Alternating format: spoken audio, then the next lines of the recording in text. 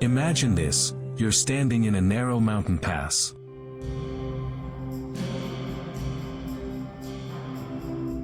To your back, the blue Aegean glistens under the morning sun. To your front, an endless black wave of spears, shields, and war drums, stretching beyond the horizon. Their leader calls himself the King of Kings, claiming the earth itself bends before him. Behind you, only 300 warriors stand. Not just soldiers, Spartans, trained from birth to embrace death as an honor. You know you will not survive the next 3 days. Yet, you plant your feet, grip your spear, and prepare to face the largest empire the world has ever seen. This is the story of courage, betrayal, and the thin line between history and legend, the Battle of Thermopylae.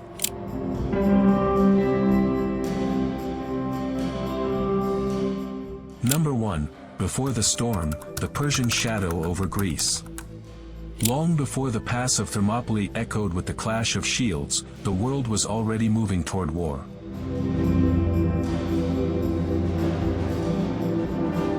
The Persian Empire, under the leadership of kings like Cyrus the Great and Darius I, had become the most powerful civilization the world had ever seen, a behemoth stretching from the edges of India to the shores of the Mediterranean.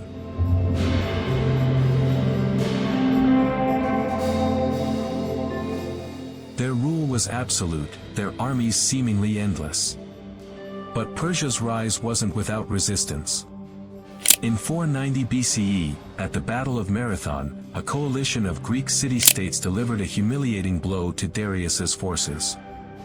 It was a victory so shocking that Greek messengers ran over 25 miles to Athens to announce it, giving birth to the modern marathon race.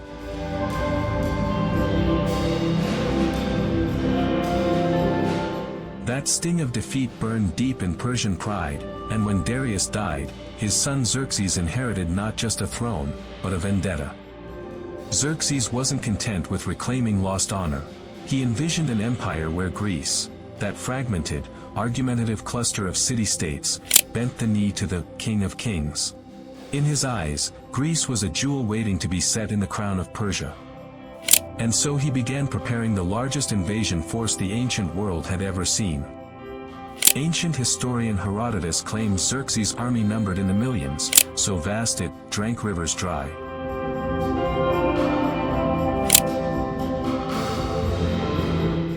Modern estimates suggest around 200,000 men, still a staggering figure for the time. Soldiers, archers, cavalry, engineers, and an enormous fleet. For the Greeks, who struggled to gather even a fraction of that number, the odds were terrifying. And yet, Greece wasn't a unified nation. It was a patchwork of fiercely independent city-states, Athens with its democracy and navy, Corinth with its trade wealth, Thebes with its shifting loyalties, and Sparta, the warrior state. These cities often fought each other more than they fought outsiders.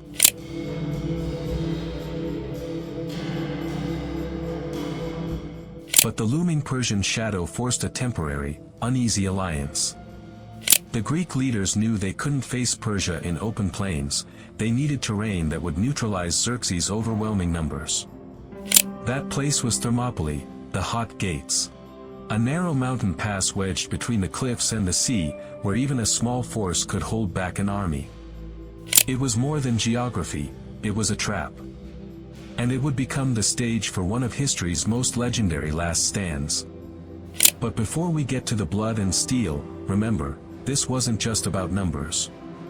This was a collision of worlds, the disciplined, independent Greek spirit against the imperial, god-king vision of Persia. It was about more than land. It was about identity. About the question of whether free men could stand against the might of an empire. And in that question, Leonidas of Sparta would soon give the most famous answer in history.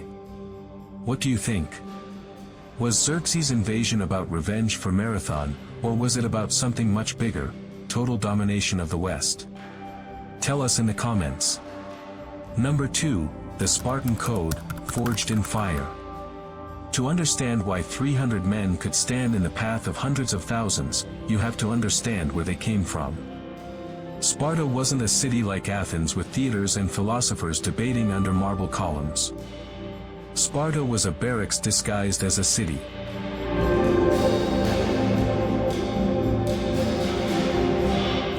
From the moment a Spartan boy was born, his life was measured against one thing: his value as a soldier. Newborns were inspected by the elders. If they were weak or deformed, they were left to die on the slopes of Mount Taygetus. Harsh? Absolutely. But to Spartans, mercy for the weak was cruelty to the state. At the age of 7, boys entered the agoge, a military training system so brutal it makes modern boot camps look like summer holidays. They were taught to endure pain without complaint, to survive with minimal food, to fight with precision, and to think as part of the phalanx, the wall of shields that was the beating heart of Spartan warfare. They were encouraged to steal food, but punished harshly if caught, not for the theft, but for failing at stealth. A Spartan's life was communal. Personal comfort meant nothing. Discipline was everything. By the time they reached adulthood, they were lethal instruments of war, and they knew it. The individual did not matter, the unit was everything. At the top of this warrior society stood the kings. Sparta had 2 of them at any time, but King Leonidas I was not just any ruler. He was a soldier first, a politician second, and a man shaped by the same harsh system as his men. Leonidas understood the Persian threat better than most. He knew this fight wasn't about defending a patch of land. It was about defending the very idea of Greek freedom against a ruler who claimed the title, King of Kings, and expected all to bow before him. But there was a problem. When word came of Xerxes' invasion, Sparta was celebrating the sacred festival of Carnea, a religious period during which it was forbidden to march to war. The Olympic Games were also underway, and to violate either tradition risked angering the gods. The Spartan council allowed Leonidas to take only his personal bodyguard, 300 hand-picked warriors. Each of these men had living sons, ensuring their family lines would survive even if they didn't return. The mission wasn't sold as a suicide pact, but Leonidas knew the truth. This wasn't about winning the battle. It was about buying time for the rest of Greece to rally. And it was about making a statement that freedom was worth dying for. Before leaving, Leonidas is said to have told his queen, Gorgo, marry a good man and bear good children. In another version, she asks what she should do if he never returns, and he replies, come back with your shield, or on it. Historians debate whether these words were ever spoken, but in legend, they capture the essence of Sparta's code, death before dishonor. And so the 300 set out, knowing that the path ahead might be their last.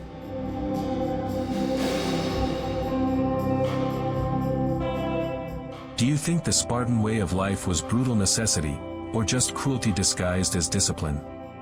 Drop your thoughts below. Number 3, a call to arms, Leonidas and the 300. Leonidas may have left Sparta with only 300 Spartans, but they would not march alone. As word spread of the Persian advance, other Greek states sent reinforcements, men from Thespii, Thebes, Phocis, Corinth, and elsewhere. By the time Leonidas reached Thermopylae, his force numbered roughly 7,000. But compared to the tidal wave of Persia's army, it was a drop in the ocean. Xerxes' forces were so vast that even conservative estimates make the Greek defenders look like ants against a flood. Yet the terrain was their equalizer. Thermopylae, the hot gates, was a narrow strip of land, pinched between steep mountains and the Malian Gulf. Here, Persian numbers meant little. The pass was so tight that only a few dozen men could fight shoulder to shoulder at any time. In such a place, a disciplined force could hold back a much larger army. For Leonidas, this wasn't just a good defensive position, it was a statement. The Greeks weren't hiding, they were challenging the greatest empire of their time to fight them face to face.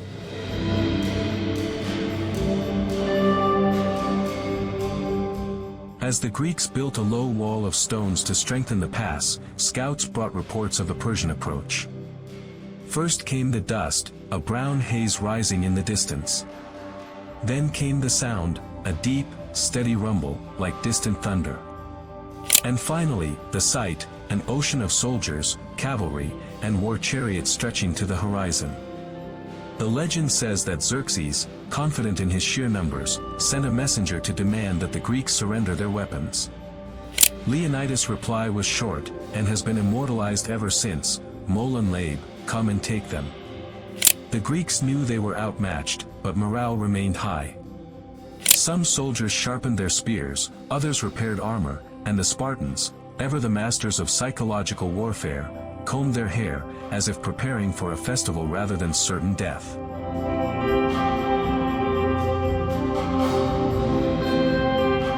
Even among the allied troops, the Spartans' presence was magnetic. They were not just fighters, they were symbols. Symbols that the impossible could be faced without fear. This was not going to be an easy stand. But in that narrow pass, the seeds of legend were about to be sown. If you were in Leonidas' position, would you stand and fight knowing you couldn't win, or would you retreat to save your men? Tell us in the comments. 4. The Gates of Fire, Day 1 of Battle. At dawn, the hot gates lived up to their name. Steam from the sulfur springs drifted across the pass, mingling with the dust of the approaching Persian army.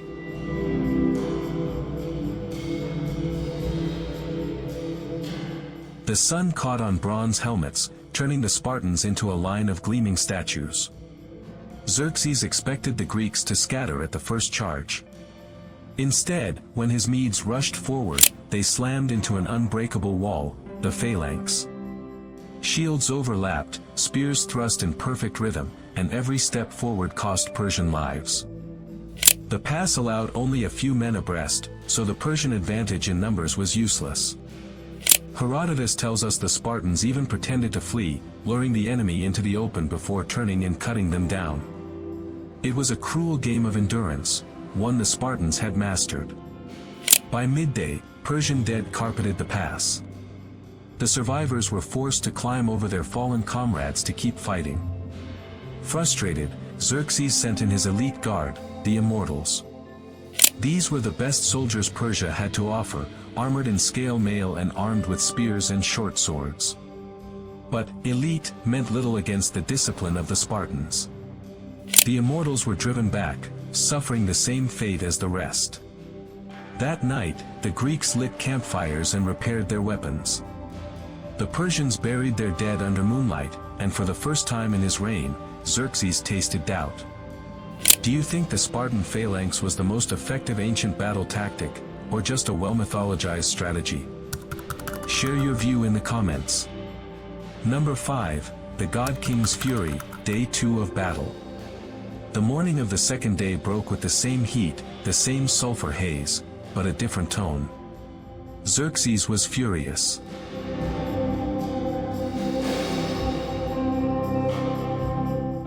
Day 1 had been a humiliation, and he was determined to crush the Greeks with sheer force. Wave after wave of Persian infantry surged into the pass. Arrows darkened the sky, yet the Spartans, shielded and disciplined, stood firm. One soldier reportedly joked, "Good, then we shall fight in the shade." The Persians rotated their exhausted units, but every fresh regiment met the same fate. The Greeks fought in shifts, so there was always a wall of fresh defenders. Bodies piled higher, turning the pass into a gruesome, blood-slick killing ground. Xerxes sent the Immortals again, this time with archers supporting them. Still, the Greeks held. Their precision was mechanical, spear thrusts to the throat, shield bashes to the chest, quick replacements when a man fell. By sunset, the Persian losses were staggering. Xerxes' soldiers began to whisper that perhaps the gods themselves guarded the hot gates. But what the Persians didn't know was that the real danger for the Greeks was already in motion, a danger not from the front, but from behind. What's worse in war, being beaten in a straight fight, or being undone by betrayal? Tell us what you think. Number 6, the betrayal, Ephialtes' treachery. That night, under the cover of darkness, fate turned. A Greek named Ephialtes approached the Persian camp. His motive? Greed, and perhaps resentment toward his own people. He revealed a secret, a mountain goat path that snaked behind Thermopylae, known only to locals. Xerxes seized the opportunity. Before midnight, he sent thousands of troops with Ephialtes as their guide. They moved silently through the hills, their torches hidden, their sandals muffling each step. At dawn, scouts rushed to Leonidas with the news: the enemy was coming from behind. The pass was lost. Leonidas had a choice: retreat with the rest of the Greek army, or stay and fight to the death. He dismissed most of the allies, ordering them to regroup for future battles. But 300 Spartans, 700 Thespians, and 400 Thebans stayed. Whether from honor, loyalty, or defiance, they chose to stand. The stage was set for the final act. If you knew your death could inspire generations, would you choose to stay? Drop your answer in the comments. Number 7, The Last Stand, Glory in Death. The final morning came with no illusions. From the cliffs, Leonidas could see the dust of Persian troops closing in from both the front and the rear. The trap had sprung. The Spartans tightened their formation, locking shields in a last unbreakable wall. They fought with savage precision, spears first, then swords, then daggers, and finally with bare hands and teeth when all else was gone. Persian bodies littered the ground, but the tide kept coming. Leonidas fell in the chaos, pierced by arrows. His men fought desperately to protect his body, dragging it back into the line. The Spartans knew they would die, but their goal was clear: take as many of the enemy with them as possible. By midday, the last defenders were overwhelmed. The Persians claimed the pass, but at a cost so heavy it shook their confidence. Xerxes had won the ground, but the Greeks had won something far greater: a legend. Do you think dying for a cause can be more powerful than winning the battle? Let us know in the comments. Number 8, From Blood to Legend, The Immortal 300. In the days after Thermopylae, news of the stand spread like wildfire through Greece. Herodotus would later record it in painstaking detail, mixing facts with heroism, ensuring it would be remembered for centuries. The sacrifice bought precious time. Greek forces regrouped, and months later, they would strike back at Salamis and Plataea, driving the Persians from their homeland. But Thermopylae became more than a battle, it became a symbol. For the Greeks, it was proof that courage could defy empire. For later generations, it was the ultimate example of fighting for freedom against impossible odds. Myths grew, that the Spartans fought with godlike fury, that Leonidas knew his fate from the start, that the hot gates themselves burned hotter in their honor. And across 2.5 millennia, the legend of the 300 has been retold in marble, ink, and film, each time reminding us that sometimes, the greatest victories are not about surviving, but about how you choose to fall. Which matters more to you, what actually happened, or the legend that people choose to tell? Share your thoughts below. Outro, Echoes Through Time. So, was Thermopylae just a doomed last stand, or was it something more? History tells us it was a defeat. But legends tell us it was the moment when courage stood taller than any empire. The truth probably lies somewhere in between, in the dust, blood, and fire of that narrow pass. What we do know is that the 300 Spartans and their allies didn't just hold a gate, they held a line in history. And maybe that's the real reason we still tell their story today, not because of the ground they defended, but because of the idea they refused to surrender. If you found yourself drawn into this journey, subscribe to Bygone Bulletin for more battles, heroes, and legends brought to life. Share this with someone who loves history as much as myth, and drop your thoughts in the comments, because history is always richer when we talk about it together. Until next time, remember, some gates are worth guarding, no matter the cost.